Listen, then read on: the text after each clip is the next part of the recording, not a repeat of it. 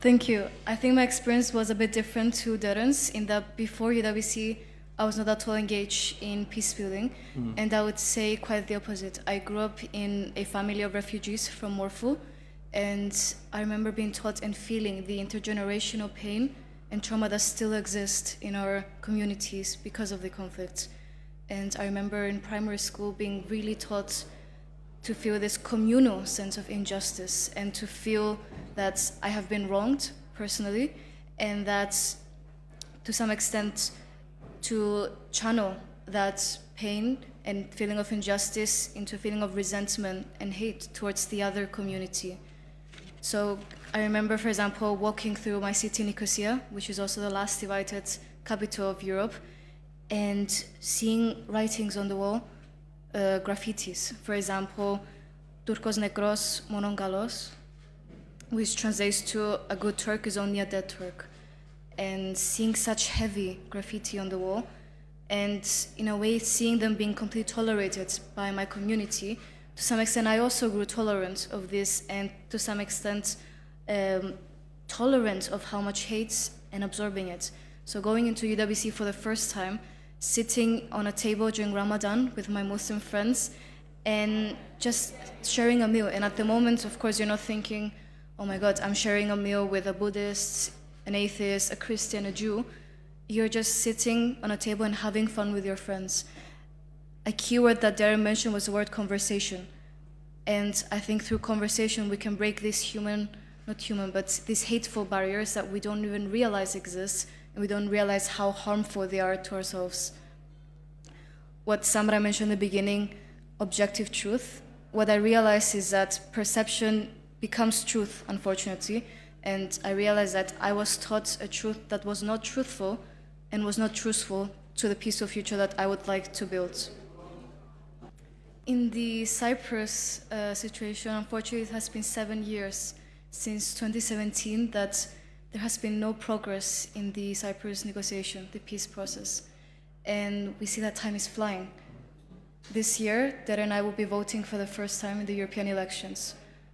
I was 11 years old during the Crans-Montana negotiations in 2017, and now we're voting for the first time. Had there been a solution then, we would have been voting in a united and federal Cyprus.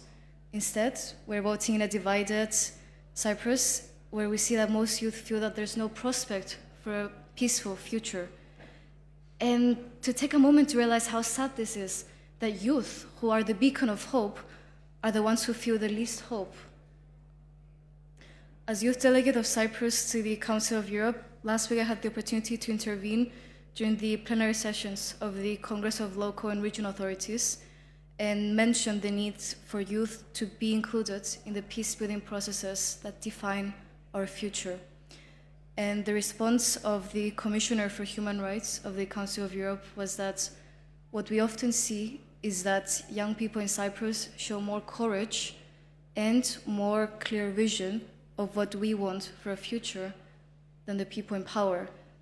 How tragic is that? When we should be the ones to be enjoying life and living freely, instead we are the ones who are worrying about our future.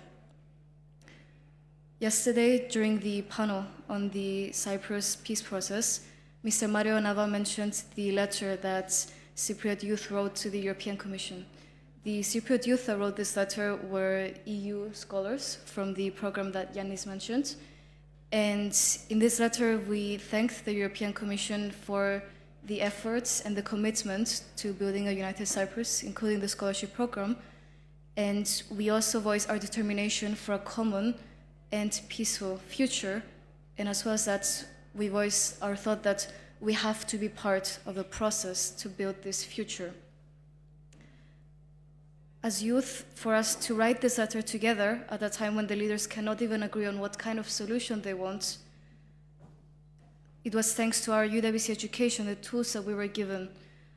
But unfortunately, as I mentioned in my previous answer, the reality is that most youth are not like us. They feel lost, they feel hopeless, and they feel that they have no role and no voice. So they feel even if they get involved, no one is going to care. Our role as agents of peace is not only that we ourselves are transformed, And the power of the UWC experience, and why I think it was nominated for the Nobel Peace Prize, is not that it takes individuals and empowers them, but rather that it gives individuals the tools, the knowledge, the education, and the courage to be the ones to be multipliers of change, to be the ones to reach to more youth within our communities. UWC graduates and UWC students are deeply rooted within our community, and we're able to reach more youth because we know the struggles, but we also know how we can build a better future.